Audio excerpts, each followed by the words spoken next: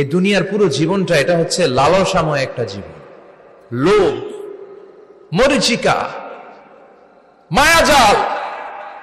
এই মায়াজালে আমরা আটকে আছি, ফলে মৃত্যুর কথা আমরা ভুলে গিয়েছি। পাগলের মতো ছুটছি, আরো টাকা লাগবে, আরো খ্যাতি লাগবে, আরো যশ লাগবে, আরো দাপট লাগবে। আমার এত টাকা দিয়ে কি হবে, এত সম্পদ দিয়ে কি হবে, এত ব্যস্ততা দিয়ে কি হবে তোমার? স্টপ, থামুন, অনেক হয়েছে। আম্মা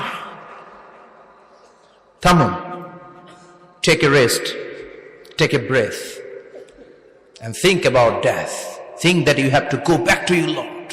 একটু বসেন না, একটু ভাবেন যে আমাকে চলে যেতে হবে, চলে যেতে হবে। এই কোলাহল, এই ব্যস্ততা, এগুলো থাকবে, থাকবো না আমি।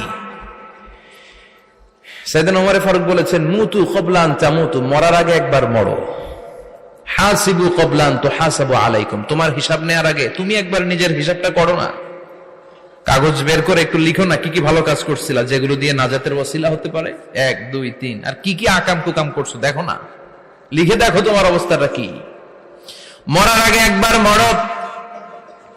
মরার আগে খাটের মধ্যে শুয়ে শটান করে চোখ বন্ধ করে একবার মরার ভান করে দেখেন কেমন লাগে। চোখটা বন্ধ করেন আর ভাবেন আপনি নাই, কি কি হতে পারে ভাবেন। আপনার ছেলেমেয়েরা কান্না জুড়ে দিবে, আপনার প্রাণের স্ত্রী বিলাপ শুরু করে দিবে, বন্ধু বান্ধবের চিৎকার আর মাতম, স্থানীয় এলাকার মসজিদে ঘোষণা, অমুক এলাকার নিবাসী অমুক ভাই অমুকের ছেলে অমুক দুনিয়ায় নাই। সব আত্মীয়রা চলে আসবে, ফেসবুকে স্ট্যাটাস দেয়া হবে, সবাই সবাইকে জানাবে বিকাল 4টায় অমুক হাই স্কুল ময়দানে আপনার জানাজা। ছুটে আসবে, সবাই ছুটে আসবে আপনাকে শেষ বিদায় দিতে, গুড বাই জানানোর জন্য, আল ওয়াদা, বিদায় জানাতে আসবে সবাই। 4 তাকবীর দিয়ে আপনার জানাজা হবে, অশ্রুসিক্ত জানাজায় আপনার বিদায় হবে। কাঠের খাটিয়ার মধ্যে করে কাঁধে তুলে আপনারে কবরে নেওয়া হবে। আগে থেকে খুঁড়ে রাখা কবরটার মধ্যে আপনারে বিছিয়ে দেয়া হবে।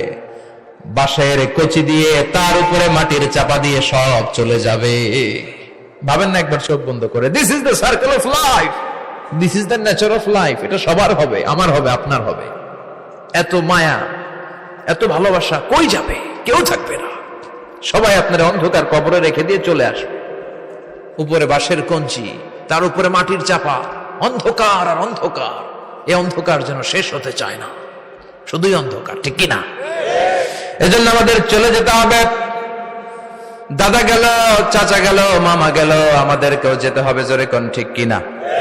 একদিন মাটির ভেতরে হবে ঘরে মন আমার, কেন বন্ধ দালান ঘর, প্রাণ পাখি উড়ে যাবে পিঞ্জর ছেড়ে।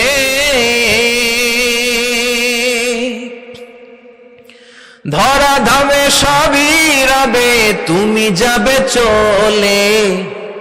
বন্ধু বান্ধব যত, মাতা পিতা যারা সুত, সবই হবে তোমার পরে। মন আমার কেন বন্ধ দালান ঘর, একদিন মাটির ভেতরে হবে ঘরে মন আমার, কেন বন্ধ দালান ঘর, ঠিক কিনা? সব করে থাকবে, চলে যেতে হবে আমাদেরকে। এজন্য আখিরাতের কথা যেন আমাদের স্মরণ হয়। বিশ্বনবী বলতেন, নাহাইতুকুম আন জিয়ারাতিল কুবুর, আমি তোমাদেরকে কবর জিয়ারত করতে আগে নিষেধ করতাম, কিন্তু এখন নিষেধাজ্ঞা প্রত্যাহার করে নিলাম। এখন সব সময় তোমরা কবরের সামনে যাবা আর জিয়ারত করবা।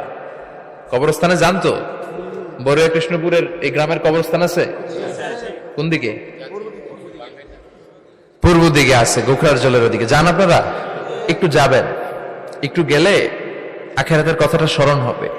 ওখানে ছোট শিশুরা শুয়ে আছে, কিশোর যুবকরা আছে, আপনার মতো তাগড়া যুবক, মুরব্বীরা আছে। এরা এই এলাকায় থাকতো, এরা আকাশ থেকে নেমে আসে না, এই এলাকার সন্তান, আজ নাই। একটা সার্টেন পিরিয়ড শেষে আপনিও থাকবেন না। This is the nature of life, this is the circle of life. ছোট্ট শিশু হয়ে এসেছিলেন, শৈশব, কৈশোর, যৌবন, প্রৌঢ়ত্ব।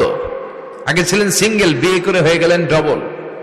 এরপরে আল্লাহ আপনাকে একটা মেয়ে দিল, এরপরে মেয়েকে বিয়ে দিয়ে শ্বশুর হলেন, এরপরে ওই মেয়ের ঘরে সন্তান হতে নানা হলেন। আর কতদিন? অনেক দিন হলো তো, অনেক লম্বা সময় পেয়েছেন আপনি।